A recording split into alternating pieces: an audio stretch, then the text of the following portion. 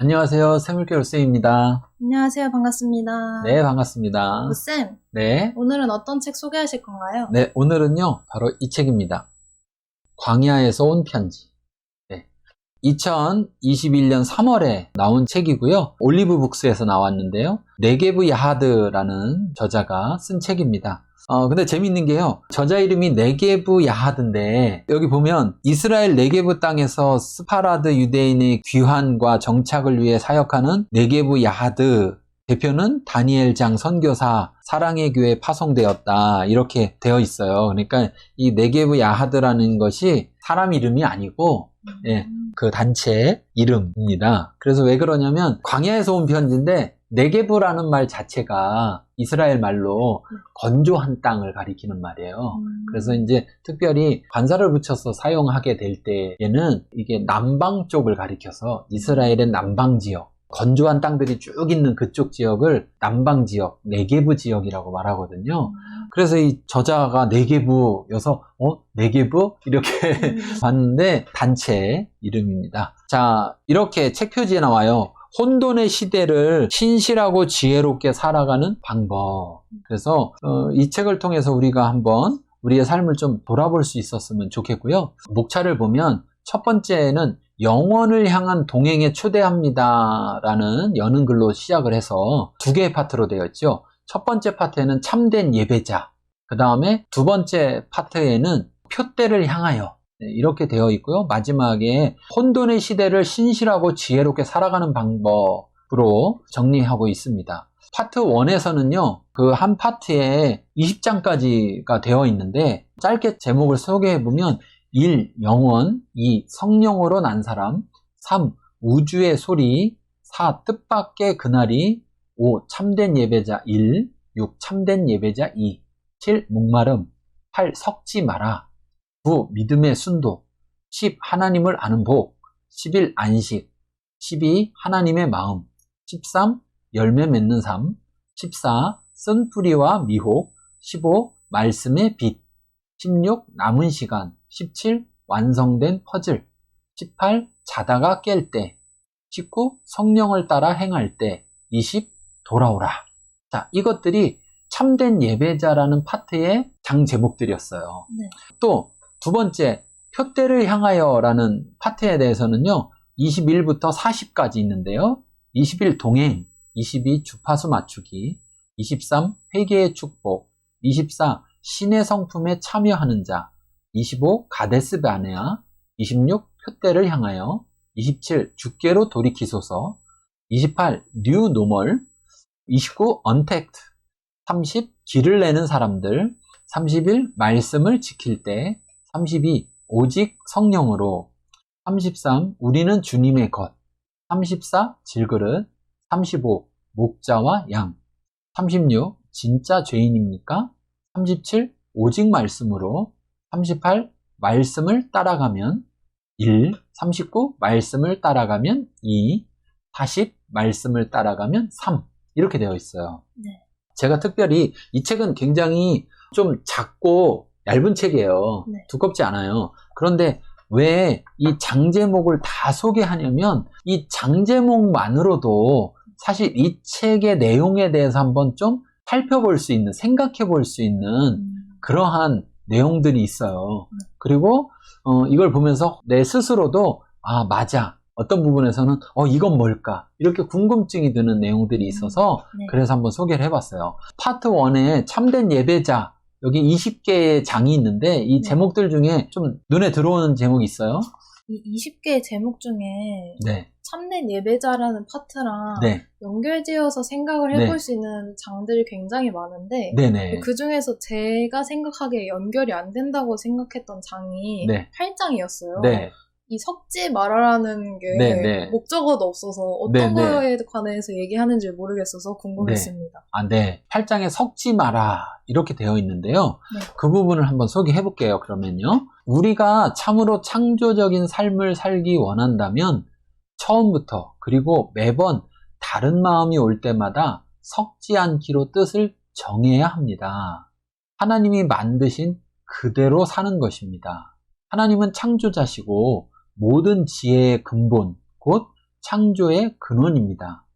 어두운 세상을 영원토록 빛나는 별들로 수놓은 사람들은 모두 하나님을 구한 자들이었다는 것을 잊지 마십시오. 하나님의 지혜는 고요하고 잠잠합니다. 하나님의 지혜는 온 인류를 행복하게 해줄 뿐 아니라 지구에 생명을 주고 활력을 주고 꿈을 줍니다. 그러나 사탄의 일은 사람을 미치게 하고 지구를 망가뜨리고 자신들도 멸망합니다. 섞지 마십시오. 그 무엇보다도 하나님의 말씀을 섞지 마십시오. 섞는다는 것은 배도의 첫 단추입니다. 부모 세대가 자녀들을 하나님의 영광을 위해 살도록 가르치지 않고 자신들의 탐욕과 영광을 위해 자기 소견에 오른 대로 교육했기 때문입니다. 하나님의 말씀보다 세상을 더 구했기 때문입니다. 세상과 함께 망하지 않으려면 이제라도 회개하고 하나님께 돌아와야 합니다. 우리가 섞지 않고 살기로 뜻을 정하고 또 그렇게 산다면 하나님은 그 사람을 통해 반드시 영광 받으실 것입니다. 자, 이 참된 예배자라고 할 때 섞지 마라. 뭘 섞지 말라는 걸까? 그쵸. 이런 것이었는데 9장의 제목은 또 이거예요. 믿음의 순도. 그러니까 이걸 저는 이제 이렇게 말하고 싶어요. 양다리. 네. 그쵸. 그러니까 여기도 이렇게 말했잖아요. 하나님의 영광을 위해 사는 것과 자신의 탐욕과 영광을 위해 사는 것. 근데 아마 교회 다니는 사람 중에 이런 사람은 아무도 없을 거예요. 뭐냐면 나는 내 욕심을 채우려고 내 영광을 위해서 교회 다녀. 이렇게 말하는 사람은 아무도 없을 거예요. 그쵸. 그런데 이제 다들 말로는 하나님의 영광을 위해서 살 거야. 이렇게 이야기해요. 네. 그런데 문제는 뭐냐면 그렇지만 내 욕심도 그쵸. 내 영광도 다 버리고 다 내려놓을 수는 없어. 그쵸. 나도 하나님 영광을 위해서 사니까 하나님도 나를 위해서 뭔가는 해주실 거 아니야. 뭐 이런 생각. 그쵸. 네. 그래서 결국은 하나님만 예배하는 게 아니라 자기 자신을 예배하게 되고 또 더 나아가서 세상을 예배하게 되는 그런 모습도 나올 수 있다라는 것이죠. 네. 그런 점에선 섞지 않아야 된다. 그래야 믿음의 순도를 지킬 수가 있을 것이에요. 그쵸. 그래서 이미 많은 사람들이 섞여 있다고 말하는 거예요. 네. 그런데 이제 돌아오라. 그러니까 섞여 있는 사람은 우리는 이렇게 생각하는 거죠. 나는 하나님을 버리지 않았어. 난 좀 섞여 있을 뿐이야. 그런데 하나님 입장에서는 그건 하나님을 떠난 거라는 거예요. 그래서 그 섞은 것에서 갈라서 온전하게 이렇게 따로 놓고 하나님에게 돌아와야 된다. 그래서 우리가 섞여 있으면 이미 떠난 것이다. 이거를 좀 생각해 봐야 될 것 같아요. 자, 파트 2에서 표대를 향하여서 다가오는 그런 제목들이 있었나요? 여기는 아까 파트 1처럼 생각하기에는 네. 이게 이거랑 연결이 된다고 하는 단어들이 여러 가지가 있다 보니까 네. 하나를 딱 정해서 말씀해 주시면 더 좋을 것 같아요. 네. 여기 표대를 향하여라고 하면 우리가 어떤 하나님이 말씀하신 그 표대를 향해서 달려가는 걸 생각하잖아요. 그쵸. 그런 점에서 조금 의외라고 생각할 수 있고 사실은 이게 본질인데 뭐냐면 34번에 보면 질그릇이 있어요. 질그릇. 질그릇 하면 좋은 느낌이에요. 그렇지 않아요? 좋은 느낌은 아닌 것 같아요. 네. 우리가 흔히 말해서 하나님의 일을 하려면 우리는 어떤 그릇이어야 될까라고 생각할 때 질그릇이라고는 좀 잘 생각을 안 하죠. 그런데 그렇지 않다라는 것이에요. 자, 질그릇에 대해서 소개해 볼게요. 세상이 보기에 미련해야 하나님 나라에서는 지혜롭고 세상이 보기에는 초라해도 하나님 나라에서는 귀히 여김을 받는 자들이 있습니다. 왜 하나님의 참된 종들이 하나같이 세상에서 무시당하는 자들이어야 했는지를 우리는 주목해야 합니다. 하나님은 복음이 복음되게 하시려고 세상의 미련한 것들과 약한 것들과 천한 것들과 멸시받는 것들과 없는 것들을 택하셔서 아무 육체도 하나님 앞에서 자랑하지 못하게 하셨습니다. 우리는 질그릇입니다. 그래서 가릴 것이 있으면 우리의 질그릇됨을 감추려고 포장합니다. 포장은 우리의 본질이 아닙니다.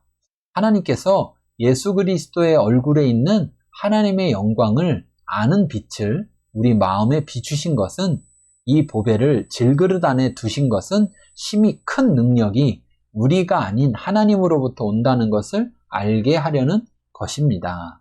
그래서 주님은 자꾸 감추려 하지 말고 차라리 그 시간에 질그릇 안에 담긴 그리스도를 드러내고 자랑하면서 우리의 질그릇됨을 오히려 기뻐하라고 하시는 것입니다. 저는 이제 이 생각을 해요. 하나님 앞에 쓰임 받으려면 뛰어난 사람이 돼야 되는 게 아니다. 하나님 앞에 쓰임 받으려면 금그릇이 돼야 되는 게 아니다. 우리는 원래 질그릇이다. 그런데 어떤 그릇이 쓰임 받느냐? 성경에도 보면 깨끗한 그릇이 쓰임 받는다 그랬어요. 그러니까 어찌 보면 세상에서는 금그릇을 사용할 것 같은데 하나님은 질그릇을 사용한다는 거예요. 근데 이런 경우 있거든요. 어떤 식당에 갔는데 음식이 나왔는데 그릇이 너무 화려하고 그릇이 너무 귀해 보이는 거예요. 그러면 거기 안에 담겨있는 음식이 어때 보여요? 음식도 같이 귀해 보이고. 네, 귀해 보이고. 그런데 또 어떤 경우는 그게 지나치면 음식은 보잘것없어 보이거든요. 그렇죠. 네, 그리고 음식에 눈이 가는 게 아니라 그릇에만 눈이 가는 경우가 있어요. 맞아요. 그런데 그릇은 별거 아닌 그릇에 담아 나왔는데 안에 음식이 너무 좋은 음식, 너무 맛있는 음식, 이런 음식이 나오면 어디에 담아 나왔는지는 사실 중요하지 않거든요. 그렇죠. 복음을 담는 그릇이 우린데 우리의 그릇이 질그릇이면 오히려 그 그릇에 담겨있는 복음이 더 복음으로 보여진다는 거죠. 세상은 어찌 보면 포장지에 더 관심 있는지도 몰라요. 그래서 저는 조금 싫어하는데 꽃집에 가서 꽃을 사면 꽃보다 포장이 더 이쁜 경우가 있어요. 그렇죠. 그리고 심지어 어떨 때는 장미꽃 한 송이를 사면 장미꽃은 1,000원인데 포장은 3,000원이에요. 그러면 4,000원을 내면서 어떤 생각이 드는 거냐면 내가 포장지를 샀더니 장미꽃을 하나 주는 건가? 아니면 내가 장미꽃을 산 건가? 이런 의구심이 들 때도 있어요. 그렇죠. 네, 그런 점에서 우리가 우리 자신을 보면서 질그릇이라고 너무 자책하거나 그것에 낙심하고 그럴 필요가 없는 것 같아요. 네, 오히려 우리가 참된 예배자만 되면 우리가 질그릇이어도 오히려 우리를 통해서 더 복음이 드러나는 그런 것을 이 책에서 우리에게 이야기해주고 있습니다. 자, 어때요? 오늘 소개한 책은 어땠습니까? 처음에 책 제목만 들었을 때는 어떤 내용이 담겨 있을지 되게 궁금하면서 아무런 생각이 들지 않았는데, 네. 근데 목차를 듣고 책 내용을 점점 듣다 보니까 이게 이 편지가 나에게 왔구나, 네. 내가 꼭 읽어야 하는 책이구나를 느꼈습니다. 네, 이 책이 여러분들에게도 도움이 되시기를 바랍니다. 네. 네, 오늘 여기서 마치겠습니다. 감사합니다. 감사합니다.